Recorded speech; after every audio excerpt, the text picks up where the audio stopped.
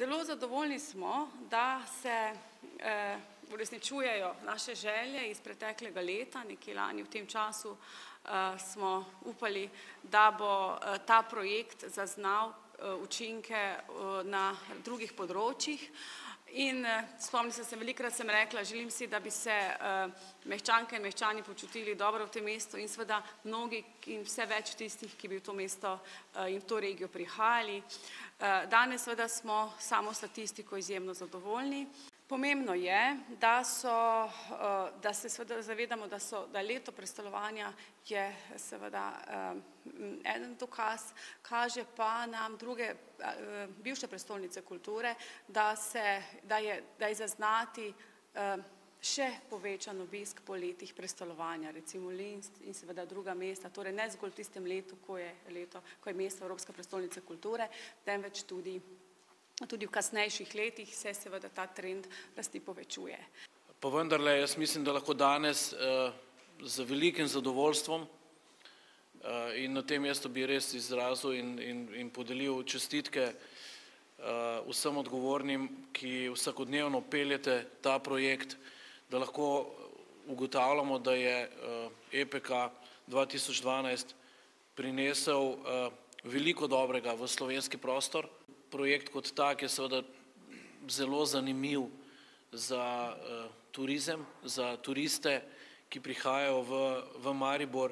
Seveda lahko samo že zdaj pač povem, da so tudi na tem področju rezultati presegli vsa pričakovanja. Če se ozrem na avstrijsko tržišče, kaj pravzaprav Avstrijcem pomeni Evropska prestolnica kulture, marsikdo mi je od specialistov avstrijskih in poznavalcev stvari mi je rekel, Jan, ne pričakuje preveč. To je ena izmed vrste stvari, ki so Avstrijci tudi imeli, pa zna biti, da ne bo kaj veliko ratalo, veliko promocije in vsega tega, velikega odmeva. Vendar stvar ni držala.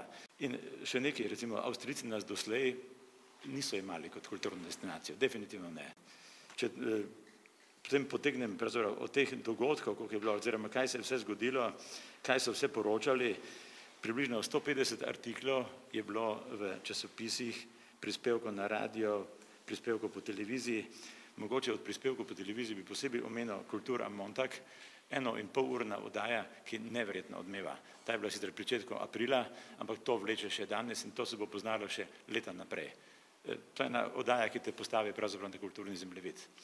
Zadnji podatki, ki imam tukaj, so za polletje, da je bilo 120% več Avstrijcev je prišlo v prvem polletju tega leta v Maribor, 120% več, torej indeks 220, in 103% več je bilo nočitev. Že od februarja v Mariboru beležimo intenzivne stopnje rasti, tako da so po mesecih februar indeks 109, marec 107, april 136, maj 130, junij 119, julij je bil malo slabši 106, vendar pa že zopet avgust 125. To so indeksi, ki niso normalni, ker se vidi, da so z nečim podprti, da od zadaj stoji neka dodatna vrednost, dodatna zgodba. Ko pa govorimo o dnevnem obisku, tu pa indeksi presegajo vsa pričakovanja. Govorimo recimo samo, da so to, kar mi lahko merimo, kar lahko nekako preverimo tudi po nacionalnosti, po namenu obiska, so pa indeksi tam okrog 170, med 150 in 170 za celotno obdobje od januarja do avgusta. Na celotni destinaciji pa jih je letos okrog 100.000 turisti, govorim, to se pravi tisti, ki potem ustvarjajo nočitve, pa jih je za 11% več. Če to vemo, da je povprečna doba bivanja 2,5 pri nas, potem lahko govorimo, da v tem trenutku od 1 do 8 imamo približno, govorim na pamet, ker bi moral tu seštevati, zdaj te številke imam po mesecih, je seveda tam okrog 240-250 tisoč nočitev.